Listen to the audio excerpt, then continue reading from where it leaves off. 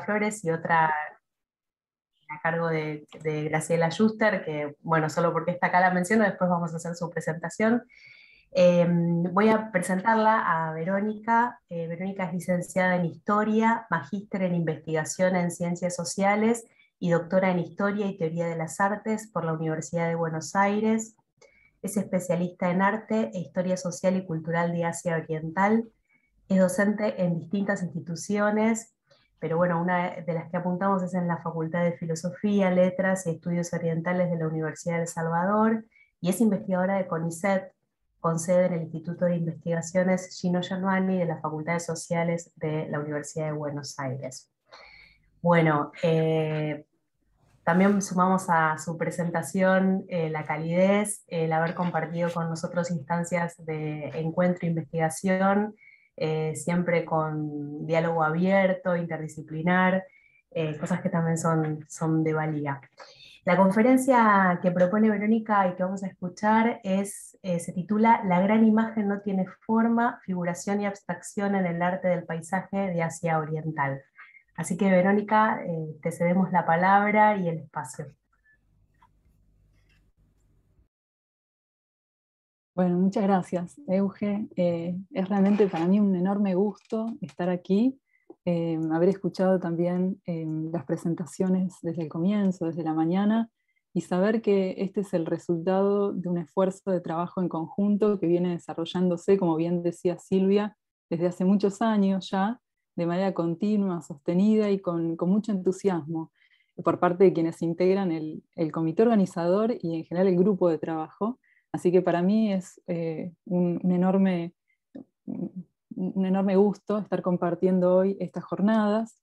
Yo me siento un poco una rara avis porque de la misma manera en que nos encontramos, nos conocimos hace ya varios años con ustedes. eh, Aclaro que yo no vengo del ámbito de la filosofía, sino de la historia.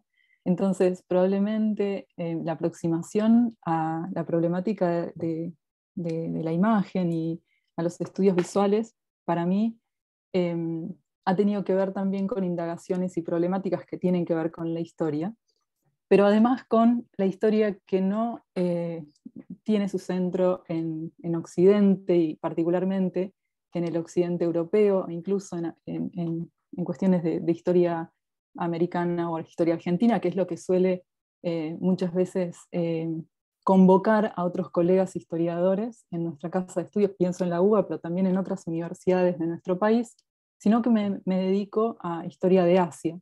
Y particularmente me he dedicado ya hace bastante tiempo al estudio de la historia social y cultural de Asia Oriental. Y acá hago una referencia, un paréntesis específico en la coherencia cultural de tres países que pueden pensarse juntos, que son China, Corea y Japón. En el día de hoy, en esta conversación, esta conferencia que voy a brindar y que de alguna manera es un poco mostrarles algunas preguntas y pensar juntos con las imágenes, voy a centrarme más que todo en China, aunque muchos de los problemas, de los fenómenos y de los conceptos que trabajo tienen más una circulación o una línea de contacto en la región de Asia Oriental, y por eso el título de mi trabajo. Lo que nos ha acercado en su momento y lo que nos acerca también ahora es la cuestión de los profundos debates que han surgido en el marco de la emergencia del giro icónico, el giro pictorial, en campos muy diversos en cuanto a sus métodos y sus umbrales teóricos, la estética, la filosofía del arte, los estudios visuales, los estudios de la imagen. Particularmente en mi caso, y un poco la propuesta que les traigo hoy es pensar algunas problemáticas que nos aporta este giro icónico y giro vectorial, particularmente desde el enfoque de Mitchell, en torno a pensar los modos de ver o situar históricamente el surgimiento de determinadas maneras de ver, con la pretensión de mostrar la mirada, que es un poco el eje con el cual yo propuse ese breve resumen que sumé al programa de nuestras jornadas. Como somos poquitos en nuestra ronda en nuestra ronda de la reunión de hoy, a mí me gustaría que esta presentación breve que vamos a compartir juntos a propósito de la secuencia de imágenes, porque vamos a ver más que todo imágenes y no tanto quizás el relato de ellas, a mí me gustaría comenzar esta presentación haciendo un breve ejercicio, para lo cual voy a, voy a tomar el permiso, si me lo permiten las organizadoras, de que durante los primeros minutos que va a durar este ejercicio que les voy a proponer, todos pueden levantar el micrófono, es decir, todos pueden hablar, algo que está ya a esta altura generalmente no permitido en las reuniones de Zoom o de Meet. En el curso de este primer ejercicio de observación, los voy a invitar a que todos levanten el micrófono y todos puedan decir una respuesta a la pregunta que les voy a proponer, ¿sí? Entonces, un poco mi presentación va a comenzar con un ejercicio. Así que bueno, allá vamos. Voy a empezar a compartir mi pantalla. Euge, tengo permiso para compartir, ¿no? Sí, sí. Bueno, allá vamos. Desmutense. Sí, pueden desmutearse. Vamos a empezar con un ejercicio. Si quieren correr la barra del costado para poder ver la imagen completamente. La pregunta que les voy a proponer es simple, ¿sí? ¿Qué ven? ¿Qué ven aquí? Un río. Paisaje. Un cuadro. El reflejo del cielo. Un árbol. Espera. Bien. Una mujer. Pigmentos. Bien, ¿qué más? ¿Qué ven? Frescura. ¿Cómo? Frescura. Bien. Reflejos. Una campesina. Edificio. Espejo. Colores. Bien, ¿qué más? Puntos.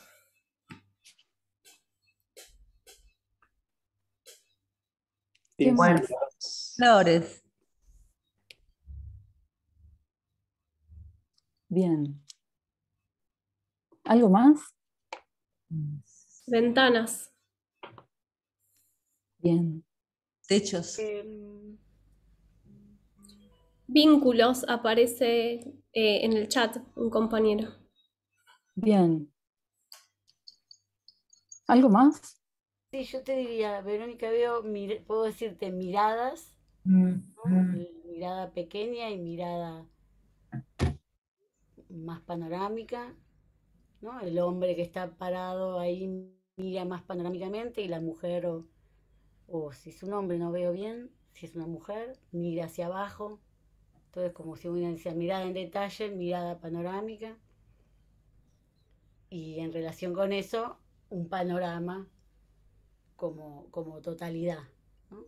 Lo grande y lo pequeño, podría decirte. Bien, panorama como totalidad. Bien, ¿algo más que les sugiera? Pinceladas, no sé si se escuchó. Pinceladas. Bien. Muy bien. Bueno, a partir de lo que ustedes fueron comentando, podemos hacer una relación entre lo que vemos y lo que sabemos. Antes de aproximarme a recuperar algunas cuestiones que ustedes mismos fueron comentando, me resulta llamativo que nadie advirtió o tomó en cuenta los datos que aparecen a la derecha, ¿no? Los datos en sí de la obra, porque es parte de lo que podría invitarnos a enriquecer ese sentido sobre lo que vemos, ¿no?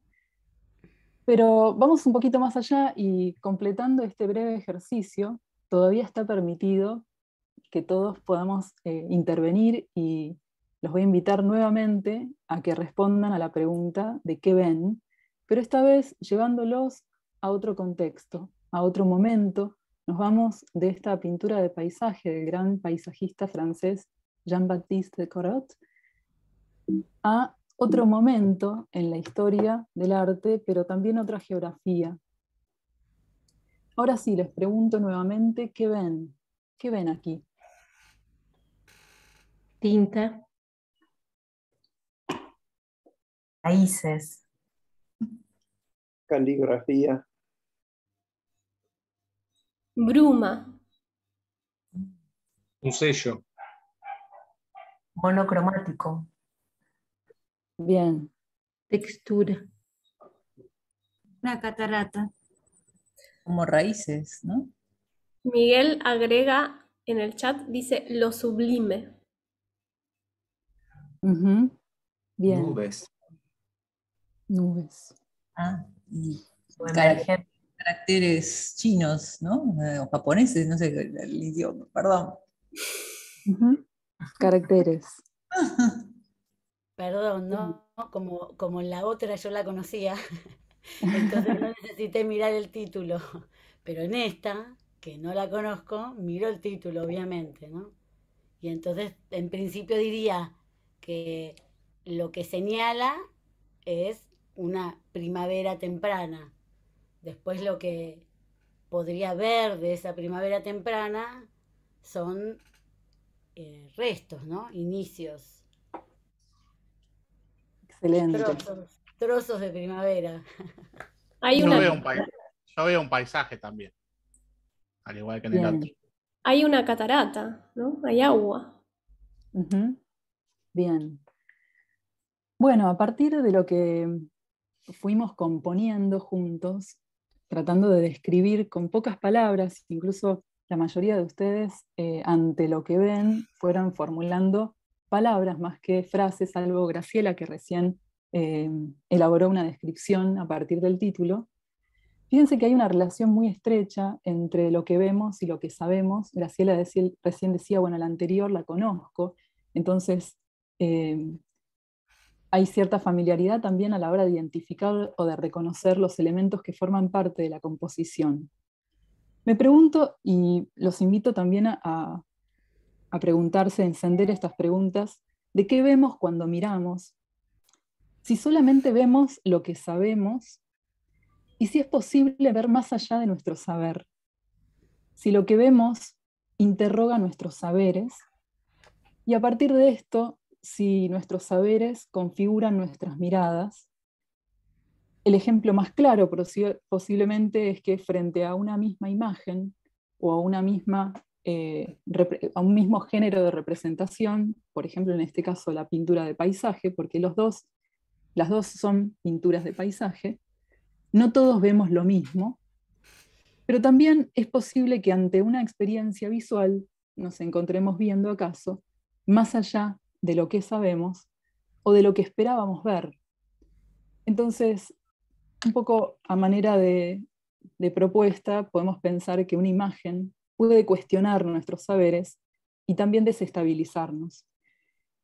Y por eso también ante la simple pregunta de qué vemos, de qué ves, podemos inaugurar también recorridos inesperados en nuestro acercarnos a esas realidades que también desde el punto de vista histórico muchas veces no conocemos. Una posibilidad ante el poder trabajar imágenes tan distintas a nuestra familiaridad por la educación que también hemos tenido y por las experiencias visuales que conforman nuestra cultura visual, imágenes como las que se nos presenta en este paisaje de Cauchy del principios del siglo XI, es una pintura muy anterior a esta de Corot que veíamos antes, es una pintura que claramente está en una diferencia en cuanto a lo histórico, a lo temporal, muy grande, y sin embargo tenemos en este lenguaje muchos elementos que corresponden a lo que hoy en día podríamos identificar como elementos del arte moderno, porque Cauchy, que fue un pintor chino de la dinastía Song del Norte, pensaba en esta composición en retratar un paisaje montañoso, como varios de ustedes fueron advirtiendo a partir de estas formas, un tanto confusas a la hora de leer, nos resulta estamos mucho más familiarizados a la hora de leer estas imágenes. Y digo leer porque de la misma manera que los textos entrañan una codificación que nos permite desentrañar su sentido, también las imágenes tienen una codificación, en este caso, la posibilidad que tenemos en nuestra manera de familiarizarnos con una composición en donde claramente aparece una figura, un fondo. Corot además pertenece a la escuela de Barbizon, entonces hay muchos elementos que también están incorporados en lo que también tenemos más familiar a nosotros en cuanto a la pintura de paisaje. En este caso, nos son ajenos muchos de los sentidos que forman parte de la composición del paisaje en este tiempo, particularmente durante el periodo de la dinastía Song, que fue cuando vivió este pintor.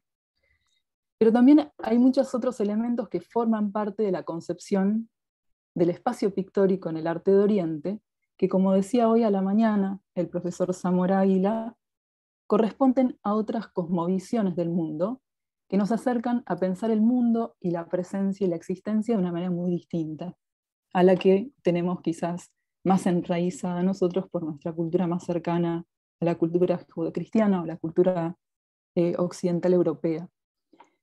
Entonces la invitación a empezar a ver a partir de estas imágenes, yo enseguida les voy a mostrar una serie breve también de pintura de paisaje, es abrir otros posibles al pensamiento, como diría también François Jullien, de volver sobre lo impensado, que en definitiva nos lleva a pensar nuestra toma de posición frente a las imágenes. Con el deseo también de conquistar cierta distancia en nuestro espíritu a la hora no solamente de ver, sino también de mirar y de pensar con las imágenes. China se nos presenta, particularmente a mí, que China es mi objeto de estudio, se presenta como un desvío, porque pasar por China, como también diría François Jullien, es desprenderse de nuestras coherencias y recrear de alguna manera el itinerario y las trayectorias del pensamiento, que hace que de alguna manera encontremos más naturalizados ciertos sentidos que otros a la hora de mirar. Entonces, yo voy a detenerme, más bien, les voy a proponer que sigamos adelante y luego voy a volver a esta imagen, recuperando varias de las nociones que ustedes fueron describiendo en nuestro primer ejercicio, ¿sí? de observación. Entonces sigo adelante, un poco invitándonos a pensar las imágenes desde otra cosmovisión u otro paradigma compositivo. Y ahora sí, formalmente comienzo un poco a contarles el porqué de este título un poco pretencioso. La gran imagen no tiene forma, es un título más bien abstracto, que corresponde al título de un libro de François Jullien, que también recupera un fragmento del Tao Te Ching de Lao Tse, que es un maestro fundador del taoísmo, a propósito de pensar esas polaridades de las cuales hablaba también el profesor Zamora Águila hoy a la mañana, esa tensión entre figuración y abstracción que está en la raíz del vacío de la plenitud en el arte del paisaje, del arte oriental. Particularmente, por la brevedad del tiempo, solamente voy a trabajar ejemplos de China, pero también podríamos pensar que esto tiene resonancias en Japón y en Corea. Quisiera, antes de seguir, a modo de introducción, porque siempre resulta un poco curioso el por qué China, por qué Asia, por qué Oriente y por qué estos temas, que muchas de las preguntas que fueron anudando y desentrañando también el acercamiento al corpus de imágenes con los cuales trabajo, tienen que ver con un proyecto de investigación que desarrollo con un equipo en el Instituto de Filosofía, Letras y Estudios Orientales de la Universidad del Salvador, donde tengo una cátedra en la que durante un año trabajamos arte de Asia, y trabajamos India, China, Corea, Japón, Sudeste Asiático y arte islámico, y particularmente hemos estado trabajando ciertas tensiones entre la figuración y la abstracción, buscando poner en diálogo ciertas tensiones entre el arte en Asia Oriental y el arte de Occidente, pensando sobre todo en las vanguardias de principios del siglo XX. El recorte que yo les ofrezco compartir hoy a propósito de la concepción del espacio tiene un poco como raíz la indagación en el marco de este equipo de trabajo respecto de los puntos de convergencia y divergencia en torno a la concepción y la representación del espacio pictórico, pensando justamente en advertir históricamente la continuidad o la ruptura de tales concepciones, paradigmas o cosmovisiones, sobre todo en un periodo muy crítico, que es fines del siglo XIX, comienzos del siglo XX, en Asia Oriental, pero también en Europa porque es el momento en donde se desarrollan las vanguardias históricas. Uno de los problemas que estuvieron presentes en nuestra mesa de discusión o a la hora de pensar la trayectoria y los itinerarios de lectura tuvo que ver con advertir en el corpus de imágenes que teníamos ante nosotros la presencia de imágenes, en el caso de arte oriental, clásicas, que forman parte de la herencia cultural clásica, que tendían de la abstracción a la figuración, ¿sí? A comienzos del siglo XX, mientras que se producía una operación inversa en el occidente europeo a propósito del avance de los movimientos artísticos de vanguardia, que iba de la figuración a la abstracción, un poco en los orígenes del arte moderno en ambos contextos. Entonces, pensando cómo y por qué en un momento histórico, mientras que en Oriente se desarrollaba un pensamiento que tendía de pasar de la abstracción a la figuración, por el contrario, en Occidente se tendía a pasar de la figuración a la abstracción, en un momento de claro cuestionamiento a los paradigmas de los espacios compositivos, ¿no? A la ruptura de muchos de los conceptos y de las herencias clásicas que se tenían como base del arte consolidado en ese tiempo. Entonces, a propósito de, pensando en estos problemas, una de las preguntas que nos podríamos en este caso hacer es ¿a qué tiende el arte del pintar en China? Pensando en que la distinción entre arte tradicional y arte moderno, arte contemporáneo, es algo que aparece muy tardíamente en esta tradición, hasta diría, es un problema que aparece recién a comienzos del siglo XX, no antes, porque antes no existía la idea del arte tradicional, simplemente era el arte de la pintura, y particularmente el arte de los eruditos, que en China es, en Hua, que es la pintura desarrollada por los eruditos. Entonces, en lo que va de la presentación de hoy, les voy a compartir una secuencia de ideas y sobre todo de imágenes, porque me gustaría que pensemos juntos con las imágenes, de ver cómo se fue pasando históricamente del género de la figuración clásica al género del paisaje, es decir, cómo se fue pasando en China de ese gusto por la figuración al gusto por la abstracción o la prescindencia de las formas. Entonces, teniendo en cuenta esta primera propuesta, no quisiera seguir adelante sin advertir que cuando estamos frente a culturas como la de China, la de Corea o la de Japón, pero particularmente ante la China, que es una cultura madre de estas otras dos grandes vertientes, en cuanto a la filosofía, al arte, a la literatura y al pensamiento, la filosofía china es, o más bien el desarrollo de la cultura china está muy imbricada con el desarrollo de la escritura.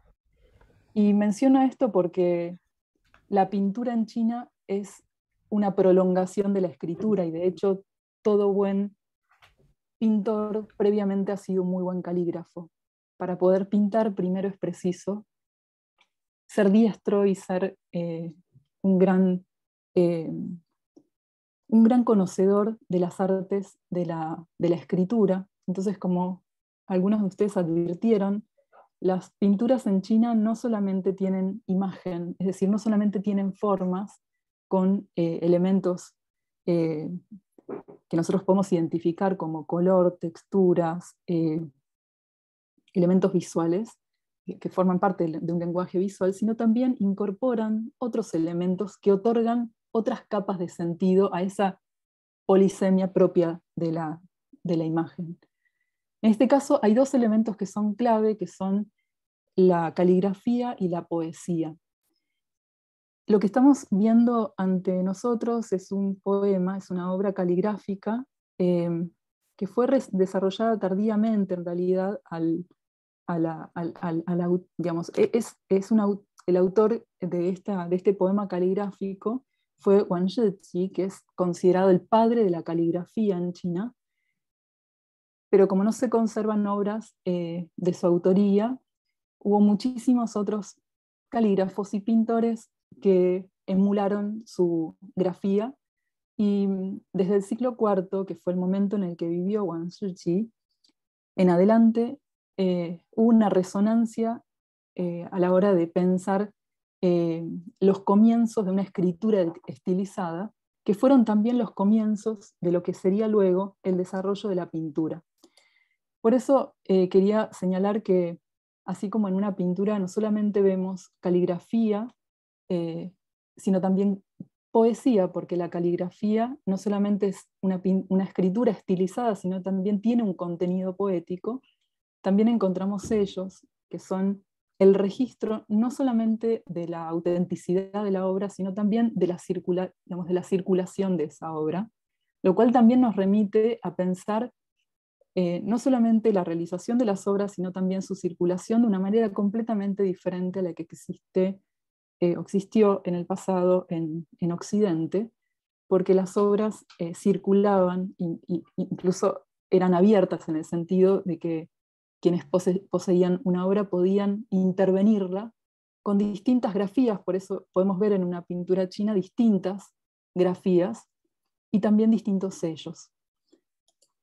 Entonces, si la pintura surge como una continuación, un gesto continuador del gesto poético de la caligrafía, vamos a adentrarnos ahora en la presencia de las figuras. Yo les decía, mi intención es llevarlos a notar cómo se fue pasando históricamente de una tendencia a la figuración a una tendencia a la abstracción.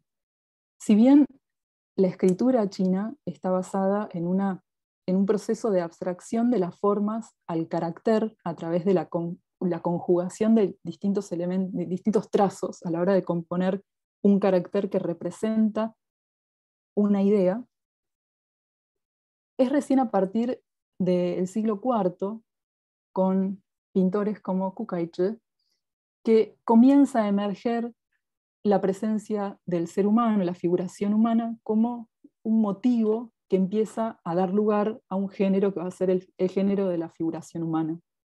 Si advertimos en esta imagen, nosotros podríamos volver a hacer este ejercicio juntos de qué vemos, pero avanzo porque tengo varias imágenes para mostrarles. Quería que tuviéramos en cuenta la relación entre lo que nosotros podríamos identificar rápidamente como una figura y un fondo, como elementos que nos ayudan a nosotros a leer la obra. Fíjense que el paisaje aparece como un elemento silencioso que acompaña la presencia de las figuras, y de hecho desde el siglo IV, que es cuando la pintura sobre murales se desprende de ese formato y comienza a ser parte de un formato distintivo en el caso de los rollos, porque acá no estamos viendo un cuadro, sino estamos viendo un fragmento de un rollo, es decir, de un formato que permite dinámicamente el desenvolver fragmento a fragmento la secuencia visual. Nos vamos al siglo VIII con una obra que expresa un momento de gran esplendor precisamente de la figuración clásica, de la figuración humana.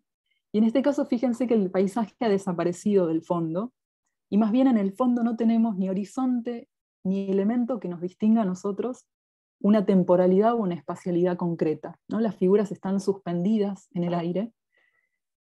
Algunos indicadores que nos pueden hacer pensar que estamos en un exterior o en un jardín, algunos elementos de la naturaleza, algunos elementos naturalistas aparecen como parte de los márgenes de la obra, pero no como un elemento central.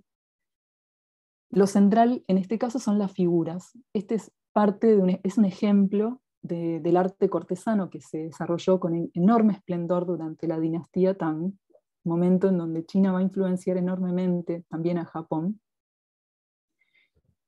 De este paradigma, que nosotros tomamos quizás como ejemplo a partir de la observación de esta imagen, las voy a ir llevando lentamente a la recuperación de la idea del paisaje ya hacia fines de la dinastía Tang, o más bien mediando desde la dinastía Tang tardía, que es cuando vuelve a aparecer la presencia del paisaje, pero sin desentenderse de las figuras humanas.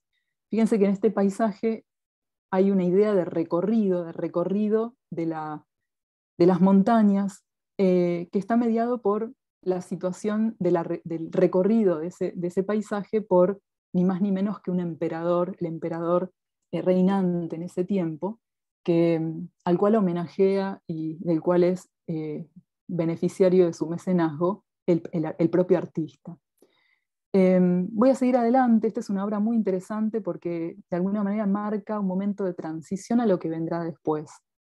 Simplemente me gustaría que advirtamos cómo en este tiempo, como así también en el anterior, en la dinastía momento de más esplendor de la dinastía Tang, los colores forman parte del lenguaje con el cual el artista expresa eso que aparece como predominante o como importante a la hora de representar las figuras. De la misma manera, en este caso es una obra que utiliza color, además de darle una importancia predominante a la presencia humana recorriendo el espacio montañoso. Incluso pueden ver ustedes acá que hay caminos, hay senderos que recorren el paisaje y que de alguna manera permiten al observador identificar la presencia humana en el espacio con una escala muy, muy distorsionada. No estamos hablando aquí de una representación realista de la naturaleza, sino que es una representación idealizada.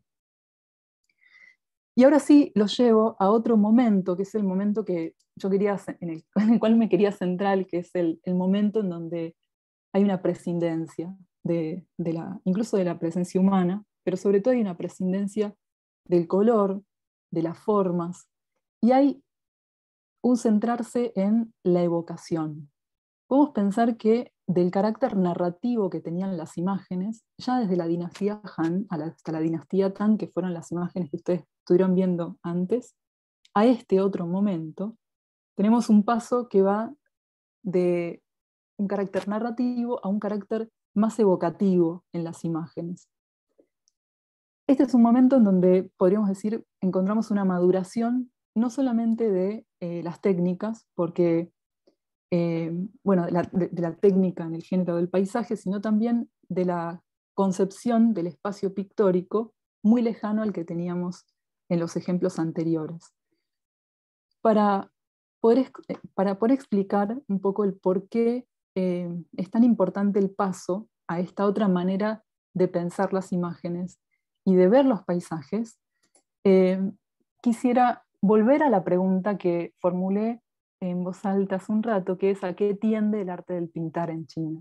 Entonces acá es donde vamos a volver a la cuestión de la figuración y la abstracción, o al porqué del paso, o a por qué podemos identificar o situar históricamente la construcción de una mirada que va de la figuración a la abstracción.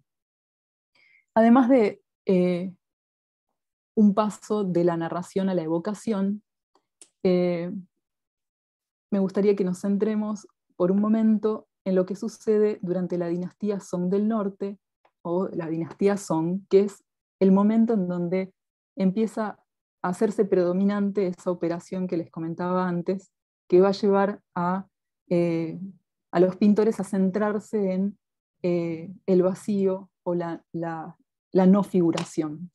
Y acá es donde me gustaría que recuperemos el título de esta presentación o esta charla que hoy compartimos, que es un título que se evoca de la obra de Lao Tse, el Tao Te Ching, que es este libro del camino y la virtud. Tao es vía o camino, aunque es muy difícil de traducir, lo podemos identificar como un proceso, es un camino que tiende al recorrido más que a una expresión concreta. Tao Te es virtud, porque es la expresión de la realización de ese camino, y Jing es el libro, ¿sí? El libro del camino y la virtud es la fuente de la cual proviene esta fórmula que toma también François Julien en su libro del mismo nombre, La gran imagen no tiene forma, para poder explicar este concepto, me gustaría que nos aproximemos a este carácter que es xiang, que es con el que se conoce o con el cual podríamos identificar el concepto de imagen. En China, este concepto remite a una imagen que tiene un doble sentido, en el sentido que es una forma, pero también es un fenómeno. Es decir, xiang es forma y fenómeno que se acomoda tanto a la materia como a lo informe.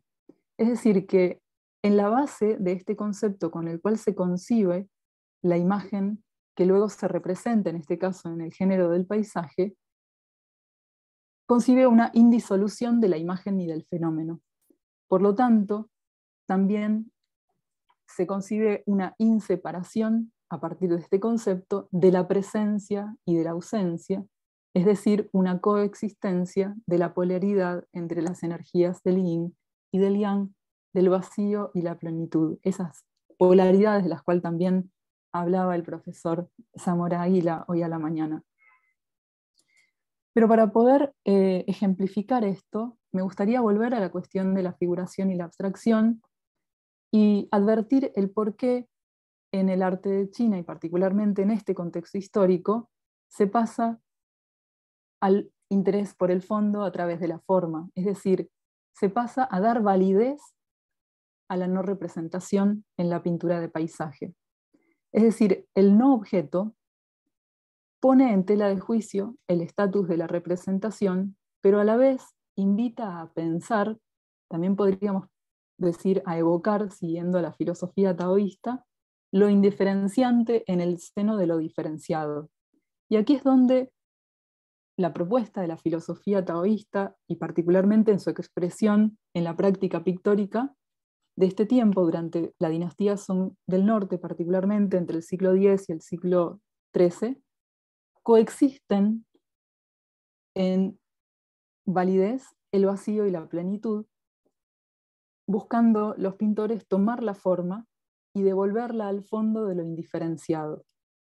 ¿Qué pintan los artistas? ¿De qué se trata o a qué tiende el arte del pintar? Que es un poco la pregunta que yo les hacía hace un rato. Pues tiende a pintar la transformación. Julien diría, tiende a pintar la vida misma, la transformación de los procesos, aquello que madura silenciosamente y que es difícil de aprender en formas. Entonces, antes que figurar estados diferenciados, el pintor chino pinta modificaciones, ¿no? Es el arte del pintar modificaciones, aprendiendo un mundo más allá de sus trazos distintivos, en su esencial transición. Entonces, podríamos decir que en esta intención de pintar la transición, la pintura china, y particularmente la pintura de montañas y aguas, sugieren antes que revelan, ¿no? Tienden hacia la sugerencia de las formas más que a la revelación de las formas completamente. Y aquí es donde vuelve a aparecer la inmanencia de este concepto de lo vago, lo tenue, lo indiferenciado, lo indistinto, que es el Tao, ¿sí? La vía o el camino, que está presente en todo aquello que se transforma en nuestro entorno y en nuestro propio cuerpo, porque para la filosofía taoísta, todos aquellos complejos procesos que dan forma, sustancia y transformación al mundo también ocurren en el microcosmos del ser humano. El ser humano como microcosmos se integra en el macrocosmos de la naturaleza. Y esto nos lleva finalmente a la pregunta de cómo figurar esa indiferenciación en el arte de la pintura, cómo pintar la transformación, cómo sugerir antes que revelar, y por ende cómo hacer válida esa coexistencia entre el vacío y la plenitud. Y dicho Pero, esto, y ya termino, ya bien, termino. no, te Dale. quedan unos minutos, pero para que puedas utilizar el tiempo. Utilizo el tiempo mostrándoles imágenes. Me llamo al silencio, yo ya no avanzo más con sugerirles recorridos. Vamos a ver algunas imágenes. Yo vuelvo sobre nuestro buen amigo, como mi buen amigo Kuoshi, y vuelvo a la pintura con la cual comenzamos nuestro ejercicio de observación. Vuelvo sobre Primavera Temprana, que Graciela muy bien describió, y esta vez voy a recuperar algunas palabras que ustedes fueron mencionando. Muchos vieron brumas, trazos, fragmentos, caracteres, aquí arriba, sellos, nubes. Alguien dijo sublime. La Primavera Temprana es un texto. La Primavera Temprana es una obra que nos remite al momento más clásico de la pintura de paisaje, pero también contiene elementos muy modernos, porque Kuoshi con esta obra buscó llevar adelante una composición que hoy en día podríamos pensar a la manera de un fotomontaje, porque él buscaba pintar la montaña a los comienzos de la primavera, es decir, en los momentos el momento más tardío del invierno y en el comienzo de la primavera, pero no pensaba pintar la montaña de una sola vista, sino tomando distintas vistas, y por eso nosotros vemos en esta composición diferentes ángulos, a la manera, en algunas fracciones, en algunos segmentos, a la manera de la vista de un pájaro, pero también como si fuese una obra con diferentes vistas superpuestas, a la manera de un fotomontaje. Kuoshi nos invita a transponer nuestra observación y vivir de alguna manera la observación de la obra, buscando adentrarnos en ella. Y por eso yo los voy a llevar a ver algunas imágenes, y con esto cierro, que nos acerquen a ver algunos detalles. Algunos advirtieron cascadas, presencia de agua, pero bueno, poco se puede advertir mirando la obra desde lejos. Hay que acercarse para poder advertir la presencia de seres humanos muy pequeños. La presencia humana aparece sugerida a través de pabellones, arquitectura tradicional china, y presencia de pescadores o personas que aparecen en barcazas muy pequeñas. La montaña como signo de estabilidad y el agua como símbolo y presencia de la fluidez, equilibra en la composición el sentido que se le daba al género de la figura, al género de la pintura de paisaje.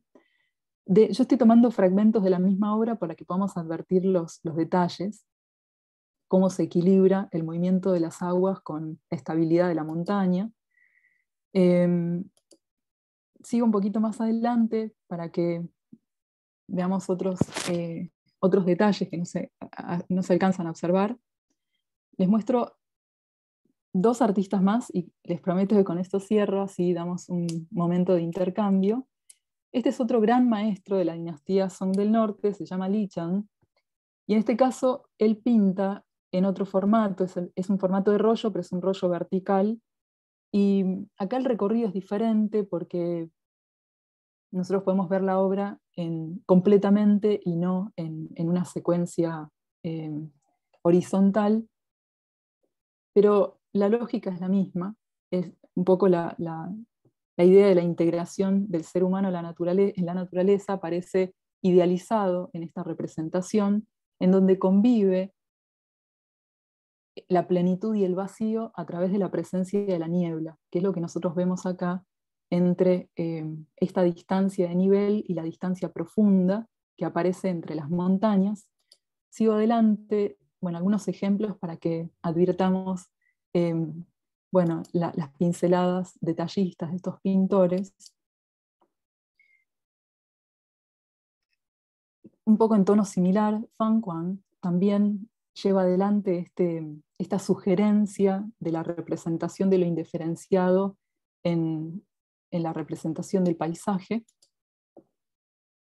Esta obra se llama Viajeros entre montañas y torrentes, y les dejo este detalle para que podamos advertir la llegada de estos pequeños en esta representación de los viajeros, pero lo que vuelve a aparecer en unos ejemplos y otros es, como les decía antes, la integración del movimiento y la estabilidad, la presencia de la montaña con la presencia de los cursos de agua, que es un poco también la propuesta en el taoísmo del equilibrio entre el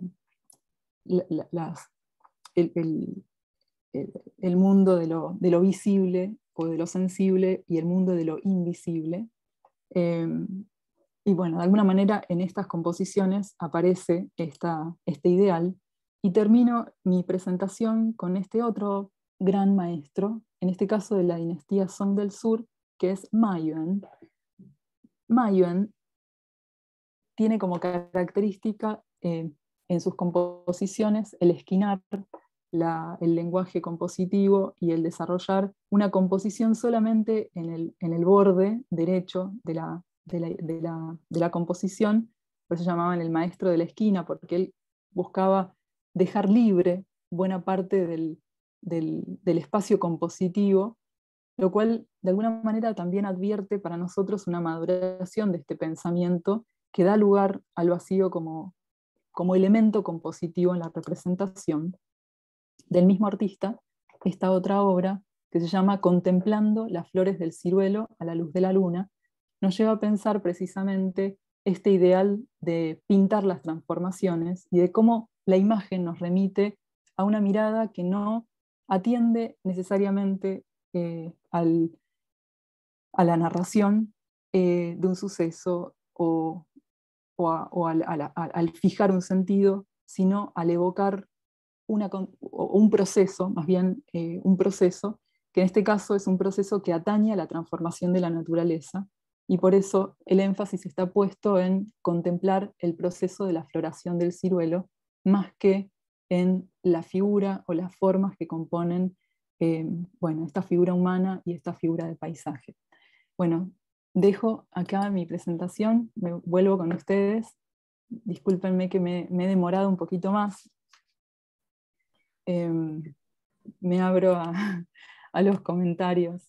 Vamos a solicitar la intervención. Gracias, Verónica, por tu ponencia, por tu exposición, y también por las imágenes, por la experiencia que nos invitaste a vivir.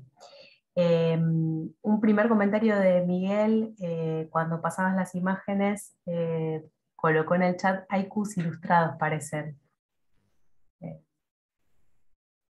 Los haikus son japoneses, en realidad son poemas japoneses, y son poemas que provienen de la filosofía del Zen, del budismo Zen, que sí, contienen en pocas palabras el instante de una experiencia.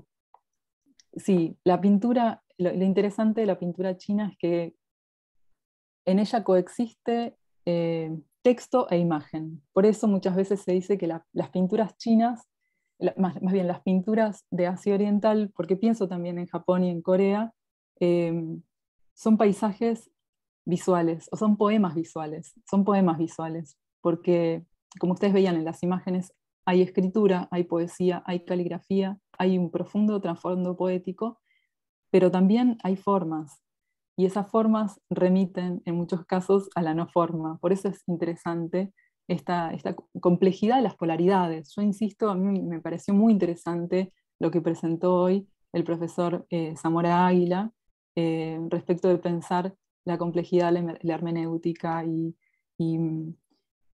bueno, la dialéctica, ¿no? El diálogo que está presente a la hora de pensar, de mirar y de describir las imágenes. Acá hay una primera intervención de Esther Ramírez, que te pregunta: ¿la pintura oriental tiene una forma específica de lectura que tenga relación con el orden de lectura? Gracias por tu exposición, Verónica. Sí, las pinturas de rollos de formato horizontal se leen de derecha a izquierda.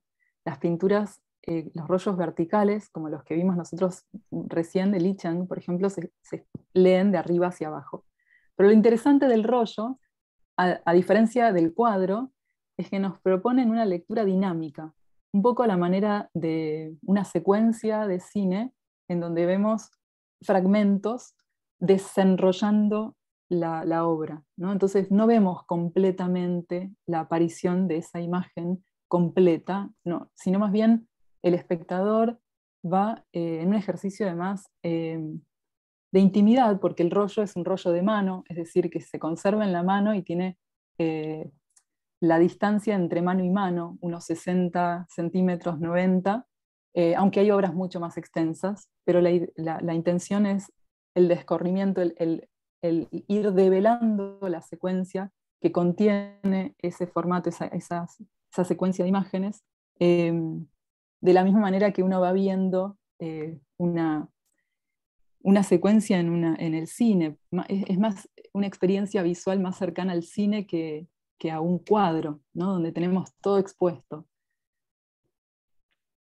El profesor Zamora Águila creo que está con la mano levantada. Si quiere abrir micrófono, lo escuchamos. Y con mucho gusto. Bueno, pues estoy muy emocionado y complacido en lo personal por escuchar su excelente exposición. Considero que es aire fresco, verdaderamente asomarnos al vastísimo universo de las imágenes, más allá de también nuestra tradición europea, que es parte de nuestra tradición, más o menos según el lugar de Latinoamérica en donde estemos, es nuestra tradición, pero hay otras asiáticas, por ejemplo, que vienen por dentro, quizá en las partes más con mayor población indígena, etcétera, de la India, por supuesto, sin contar las africanas que están también presentes en el continente. Esto es bien, considero importante, porque enriquece la reflexión filosófica, si nos vamos a quedar solo con la filosofía. Pensaba, por ejemplo, en la exposición, disculpen, no recuerdo el nombre, creo que era Rodrigo, que nos hablaba de la fenomenología, la imagen-objeto, imagen-sujeto. Pues esta frase de Lao Tzu, espero pronunciar bien, la gran imagen no tiene forma, tiene mucha tela fenomenológica para cortar. Bueno, podría extenderme, no lo voy a hacer, que hay muchas cosas que anoté, pero quería pedirle pues una opinión y que nos explique algo más. Voy a ser muy breve. Cuando nos mostró el cuadro de Chou Fang, tiene un fondo dorado. Pensé en las pinturas contemporáneas europeas con sus fondos dorados, los íconos, y como Greenberg hace 70 años decía que esa era la pintura moderna, ¿no? La pintura plana, la que no creaba la ilusión de profundidad. ¿Cuán relativas son las categorías? Tradicional, moderno, primitivo, posmoderno. Y la petición es que nos hable sobre el vacío, porque hay vacíos o vacuidad budista, ya si se quiere, pero bueno, aquí son sobre todo piezas taoístas.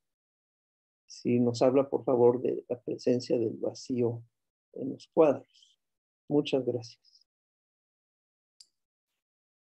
Bueno, gracias profesor por la atenta escucha y por haber advertido estos nudos problemáticos. Yo también, mientras lo escuchaba hoy a la mañana, fui anotando muchas ideas y me pareció muy...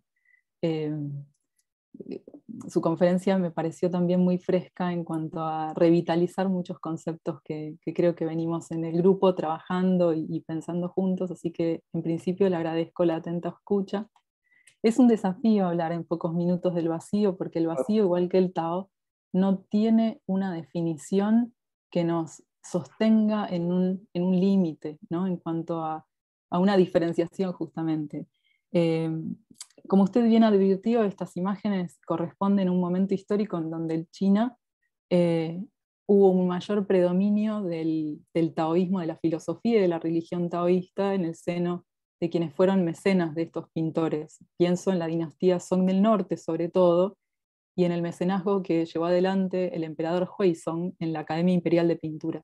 Hubo otros momentos en donde el budismo tuvo mayor arraigo en la corte, y por eso hubo pinturas que hicieron referencia más en las obras religiosas al concepto de sunyata, que es el concepto de vacío en la filosofía budista, que es la ausencia de formas como un camino espiritual. Digamos, el concepto de vacío en el budismo, a diferencia del taoísmo, supone un recorrido, en este caso para el fiel budista o para el seguidor de esta filosofía, que supone el pasar por una instancia digamos, de paso por lo sensorial al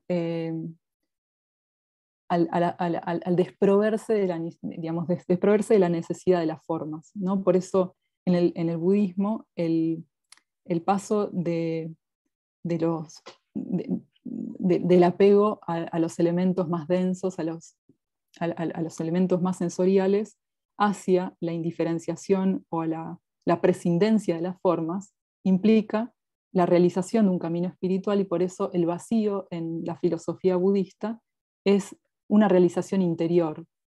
Por eso el vacío, que es un poco también algo que está presente en el taoísmo, no remite a la descripción de las formas, sino a la prescindencia de esas formas, que no es un vacío pasivo, sino que es un vacío lleno de vida, ¿no? Es ese vacío que está pleno de sentido y pleno de significado, porque es la realización interior de quien entra en conexión con esa realidad última, esa realidad inmanente, que para los taoístas es el Tao, y para la filosofía budista es la instancia de la iluminación, ¿no? La trascendencia de la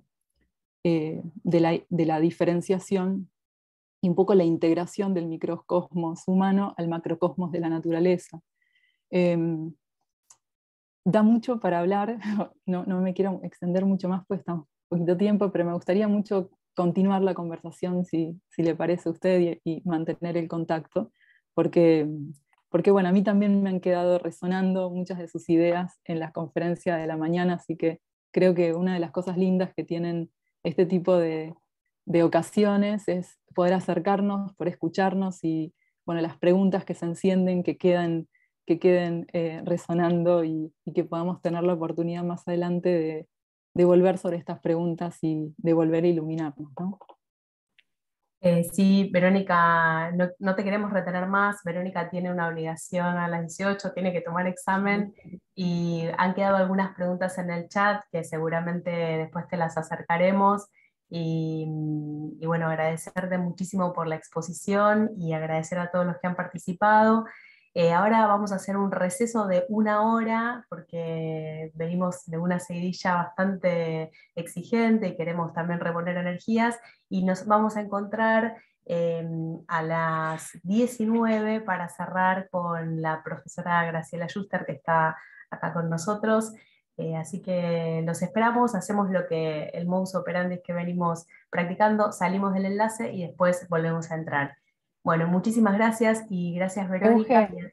Euge, perdón, antes de terminar, Sí. estoy leyendo las preguntas de Graciela, y me parecen muy interesantes, así que me gustaría también quedarme en contacto con ella para responder esas preguntas y no dejarlas al margen. Así que bueno, a ella también le agradezco mucho eh, la atenta escucha, y al profesor también, Fernando, que me ha dejado su correo.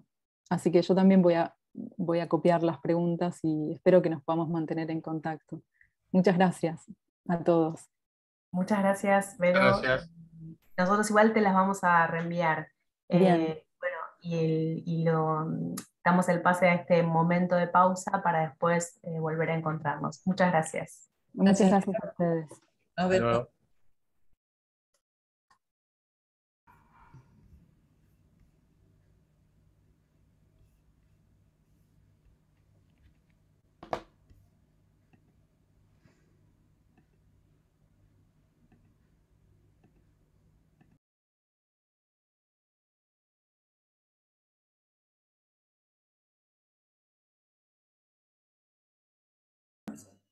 Hola Silvia, justo entraste, terminó, porque era de 6 a 7, no, perdón, era de 5 a 6 la conferencia de Verónica y tenemos ahora después a las 7 la conferencia final. Ah, es a las 7, no es a las 6. Sí, no, a las 7. Por eso, o sea, vi que entraste última y dije, me quedo, así le converso, porque si no ibas a quedar ahí perdida. A las 7 es la conferencia final de Graciela Schuster, así que nos vemos ahí. Bueno, Dale, gracias. Hasta luego. hasta luego.